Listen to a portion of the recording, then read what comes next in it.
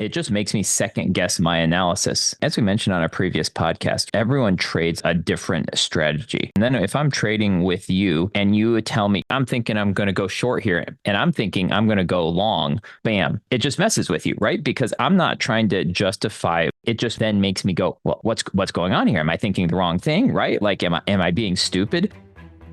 Hey everyone, welcome to the Anarchy Podcast. 99% of traders will never make consistent profits. So why listen to the 99% of advice? On this show, we're going to challenge some of the most hallowed and repeated tenets of trading, and in doing so, set you up to succeed where others fail. Spoiler alert, we don't have a secret strategy or magic wand that will let you skip out on the hard work of learning the markets, but we can debunk viewpoints that are holding you back. If that sounds good to you, come join us. Hey everybody, welcome to the Anarchy Trading Podcast. Jordan and I learned trading together. And as a result, we would spend a lot of our time discussing trading. And in our early days, we would trade together a lot. We'd be trading kind of on Skype, just sitting there on the market together. But over time, we stopped that. So today, we'd like to explain why we stopped trading together, why we kind of trade more individually now. Trading in groups is really, really popular on Discord, other social media. So is it helpful? Is it harmful? Today, we'd like to find out. So Jordan, how you doing? Doing well, Levi. Doing well. It's a crazy time in my life right now. I'm currently trying to start up this drug and alcohol rehab facility here in Thailand. So I'm kind of like trading in the middle of also trying to like start up a business here. And so my trading has probably suffered a little bit because of it. But anyway, it's still good.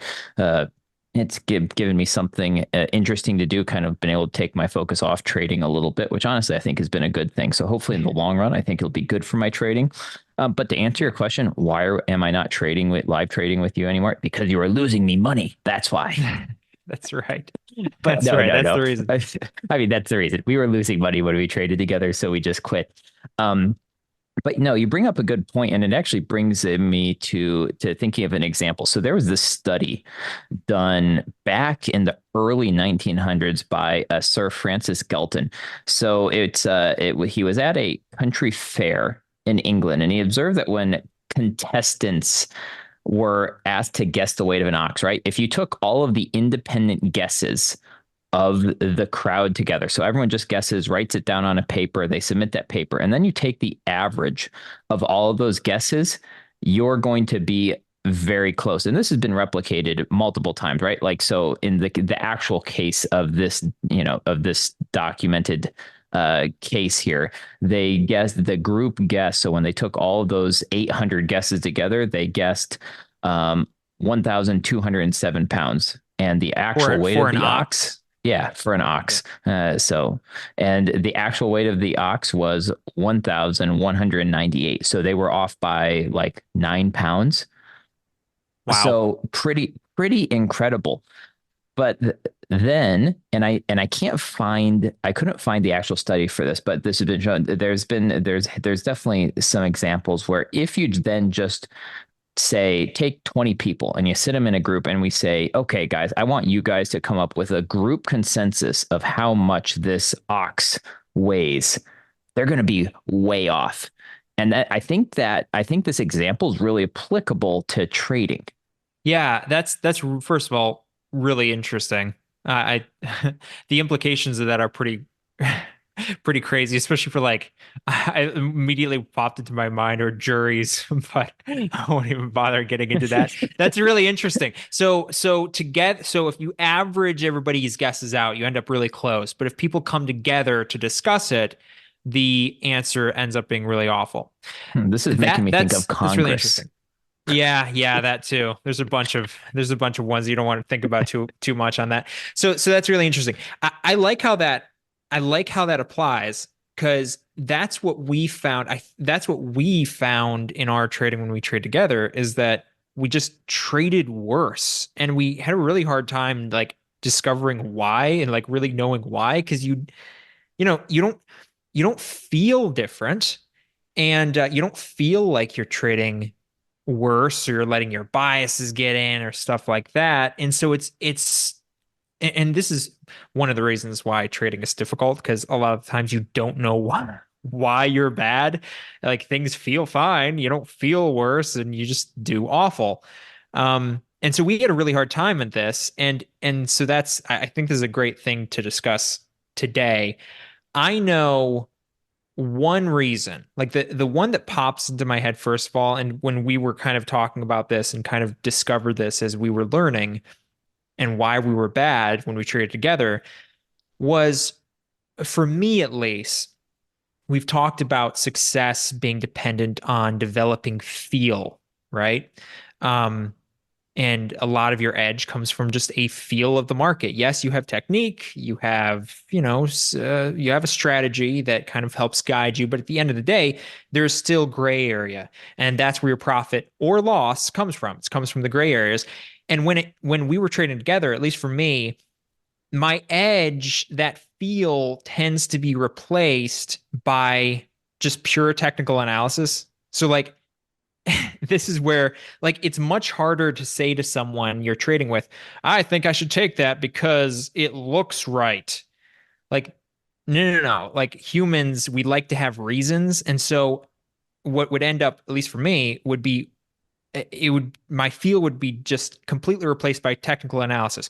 Well, there's a big bullish candle there. Oh, there's a tweezer top. Oh, there's a reverse down monkey doji, whatever, right? Like the field ends up being replaced by pure technical analysis. And if you go into any Discord on planet Earth, you'll see exactly what I'm talking about, right? Like every post talking about, hey, should I take this trade? Oh, you shouldn't take that trade.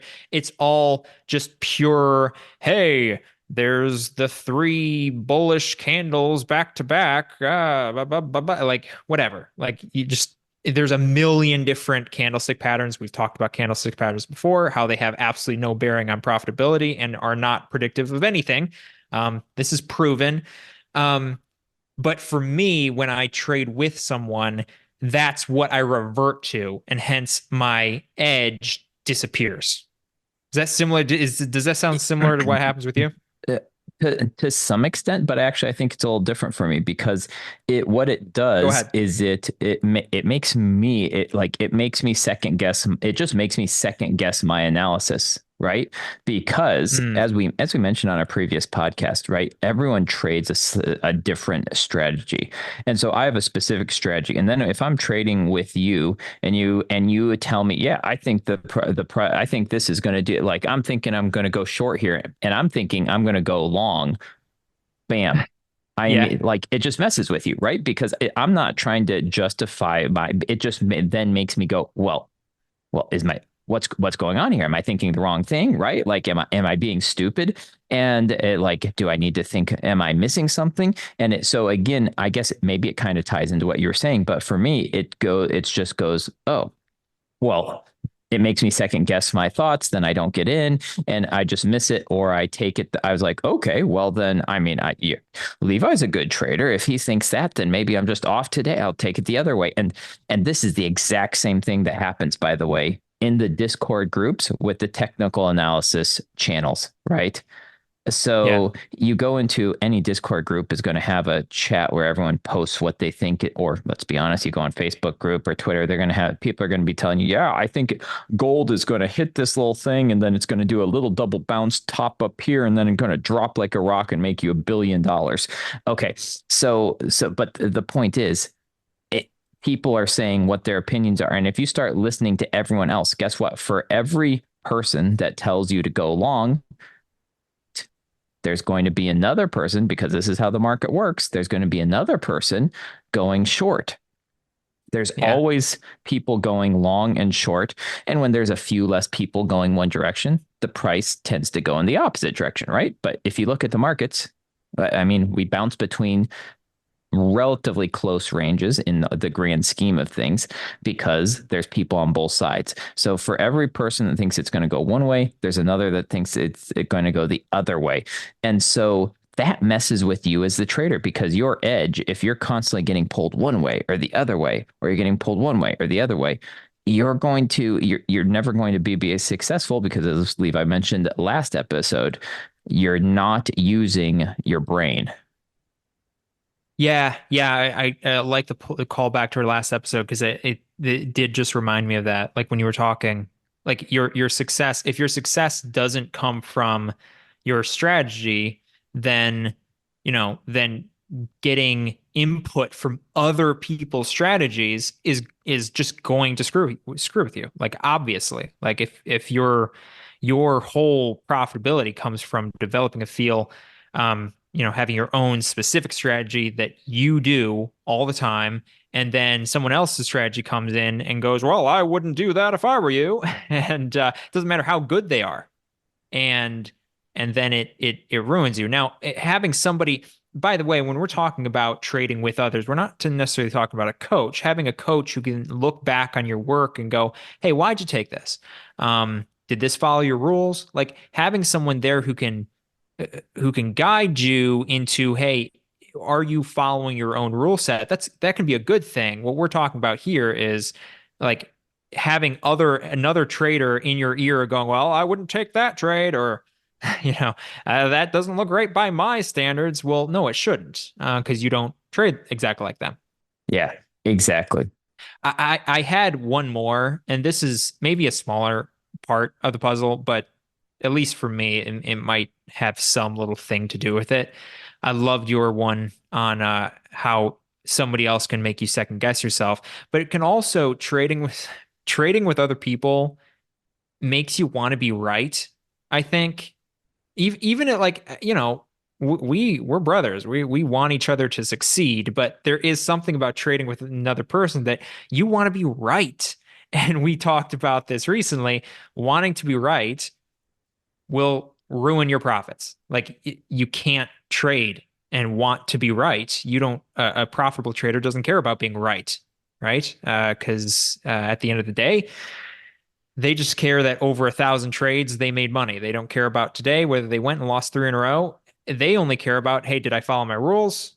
Did it look right? Did I break anything? Did I blow my account? No. Okay, well, perfect. Then I'm set, right? You don't care about Well, being right.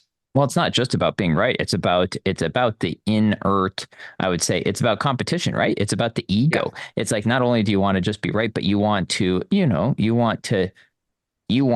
be doing well. That's why the Facebook pages and stuff are so detrimental to traders, because there's everyone posting how amazing of traders they are.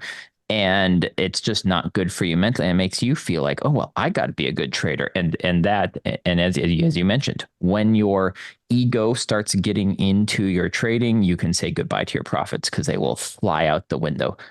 Immediately. So we've talked about the bad stuff. Is there a place for trading groups? And if so, when?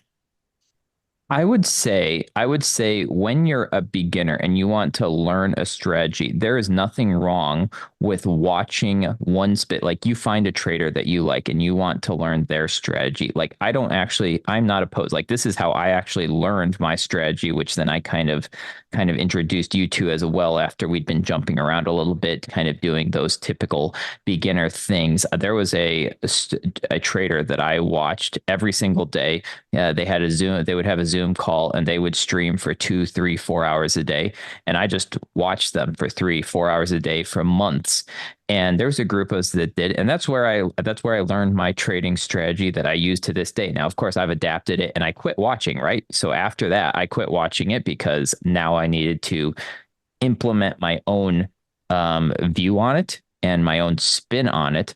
But I think when you're beginning off out, if there is one person that you want to learn from, yeah, watch them. I mean, I have my live trades. I was live streaming for a while. I'm not anymore because I'm ridiculously busy, but I plan on doing it again in the future. That's not so people can copy me. It's more for people who are learning, who want to go, okay, this is how someone straight trades.